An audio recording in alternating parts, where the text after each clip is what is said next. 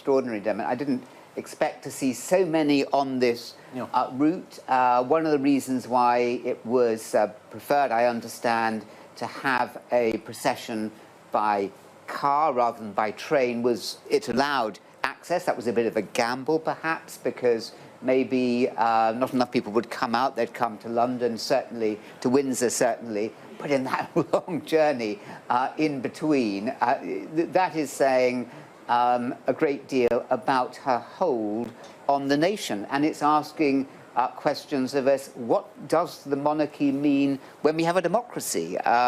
Would they be doing this for a king? Well, we did for Winston Churchill when he died in 1965, but we heard an American there saying, oh, you wouldn't find this if an American president died. Why not? Because they were head of state, like the Queen. It's a partisan head of state. You're a Republican or you're a Democrat. You represent part of the nation, not all the nation. And an unelected monarch can represent all the nation or all those who choose to give their loyalty to them. I'm interested in what you say there, Sir Anthony, about, what is the relationship with the democracy. Well, didn't Her Majesty make it quite clear? You basically stay out of it. We didn't know what her opinions were. Of course, it's very different with King Charles, but doesn't he have to follow more or less the same pattern, or will he approach it in a different manner? Well, she absolutely did stay out of it, and when she touched the history of the nation, as she did when she went to Ireland in 2011 with that magnificent gesture of peace and reconciliation, given all the troubles towards Ireland itself, or just putting a little oar in the water in the referendum on Scotland in 2014, but it's just a touch of a tiller. She has stayed out, and because of that, we've all been able to love her. Charles, a different kind of monarch, but the monarchy... There's a fascinating historical link coming up as we watch that journey of the State Hearse carrying Her Majesty the Queen's coffin to Windsor Castle, that as part of that journey, it hasn't got there yet, so on the rather unprepossessing now A308, that runs alongside the Thames, which Sir Anthony, of course, takes it past Runnymede. Yes. And all the resonances there of King John and Magna Carta, and that then started to establish the relationship between the monarchy and the people. It did, and we then had in 1265 a Parliament meeting in the very place where she has been lying in state for the last 4 years, Westminster Hall, and also Runnymede, well known to the Americans because President Kennedy went there, so a lot of a sense of history of the Anglo-American relationship, so important. George III, buried here, was the monarch from whom the Americans broke away. It's an artery almost like no other river in any country. Our history has been dotted along that. The Tower of London, Westminster Palace, Hampton Court Palace, and here Windsor. They're all on the Thames. It's the essential artery through which British history has flowed for centuries. Why so? Just because it was I suppose, the safest and the most efficient way of travelling. Safest, and if you could hold the capital, you could hold the river, you could hold the kingdom. Laura, let's talk now about St George's Chapel here at Windsor Castle. Of course, we were last here for another sad event. As I said, it was only 17 months ago when Prince Philip, Duke of Edinburgh, was laid to rest. And who can forget? I mean, it was during those COVID restrictions, and who can forget that? I mean, the searing scene of Her Majesty the Queen sitting on a sight, and I think no one will ever forget that moment as she sat there silently and alone. It was such a moment, wasn't it? Interestingly, one of the pieces of music that was sung at that service, we will hear again today, a beautiful, in a way, echo to that service, which must have meant so much in such a strange time to the Queen as well. And I think the service we will see here later is meant to be that reflective, that family, that personal event after the great ceremony of the Abbey.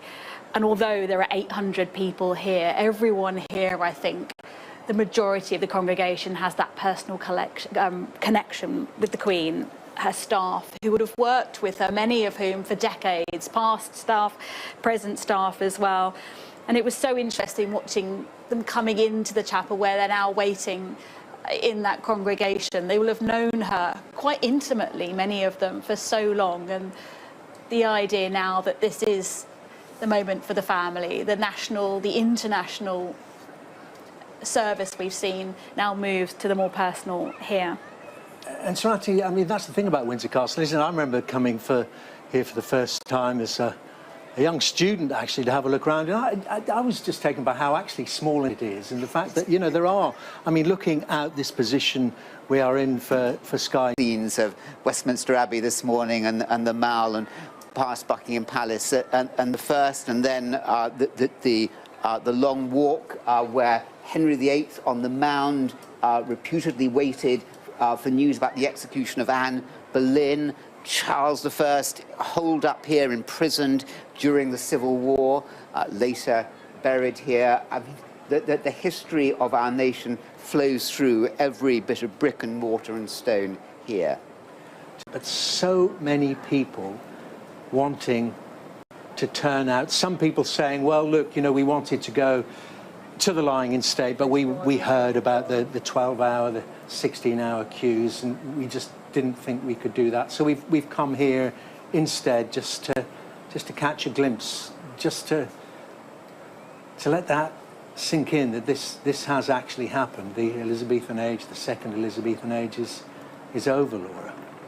It certainly is, and the connection, I think, we're talking about Windsor here, it is obviously the place of kings and queens and the like in the past, but for the Queen herself, such strong personal connections as well. And you remember the time her and her sister Margaret spent here as young princesses, a young teenage Princess Elizabeth coming here during the war, the stories of the pantomime performances the pair made here, right the way through past that broadcast as they spoke to the children of the Commonwealth from Windsor Castle, up until recent months and lockdown and the pandemic. It is a home. It is the place she always wanted to come to at weekends, and I think genuinely a place she felt she could relax as well.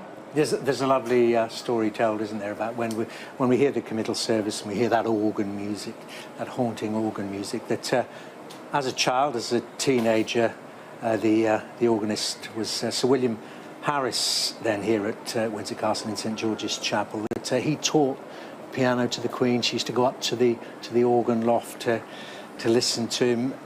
Just some marvellous memories and resonances, I suppose. They called him Doc H, Sir William Harris, and he apparently gave the two princesses piano lessons. They would also...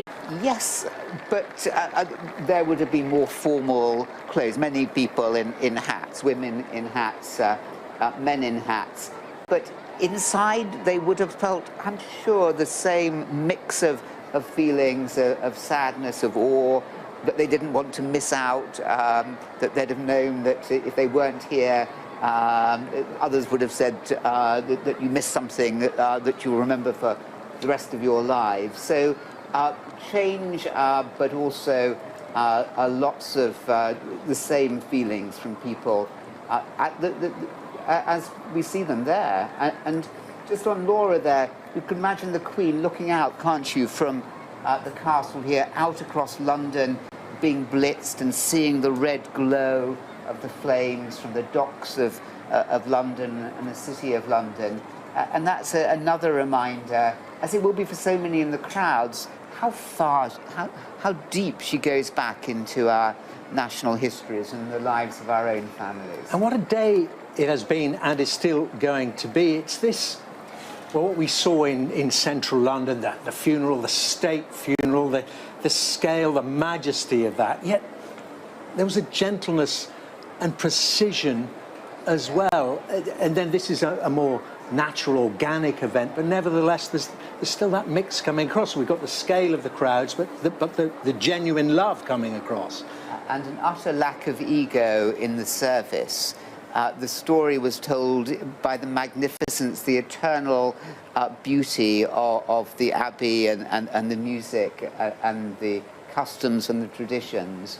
No one needed to assert kings and presidents just quietly taking their place in their pews as if they were learning. It had always flown at full mast and shows that the monarch is present. We've seen it flown as the king made his dash around the nations, and here for the very first time since George VI, the royal standard now raised here in Windsor for a king, something we haven't seen in the country for 7 decades, but flying here, and it is quite a sight. It's absolutely enormous. I mean, strangely, when the Union... The Guard of Honour forming up, the members of staff as well, lining Chapel Hill, where the coffin will process towards the west steps of St George's Chapel.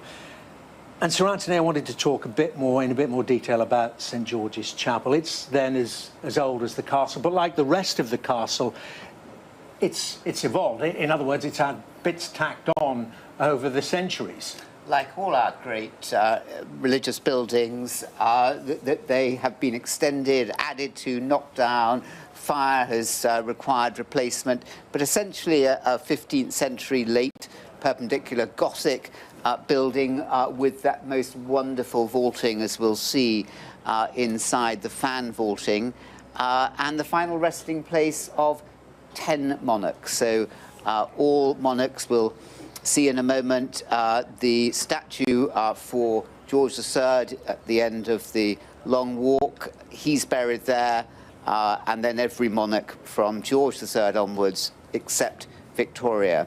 So Queen Elizabeth will be the 11th monarch here, and it is the most, it's smaller, only 800, is it, Laura, in the service today compared to Westminster Abbey, which itself is not a large religious building compared to many.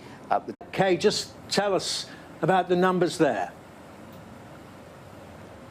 Dermot, yeah, some 97,000 people were expecting, to be precise, along the Long Walk here, 4.2 kilometres long. It was originally designed as a shortcut, if you will, for the royal family to get to Ascot races. And oh my goodness me, have Her Majesty's subjects turned out in force to pay their final respects. So many youngsters, actually. I've just seen the smallest baby I've ever seen, who's just been put back into his pram for a little sleep, but also lots of young people for that moment when they can wave their flags and pay their final respects along with their families to Her Majesty. Let's just have a quick chat with some lovely people here. Hello, hi, you're live on Sky News at the moment. May I ask you why you've decided to come today?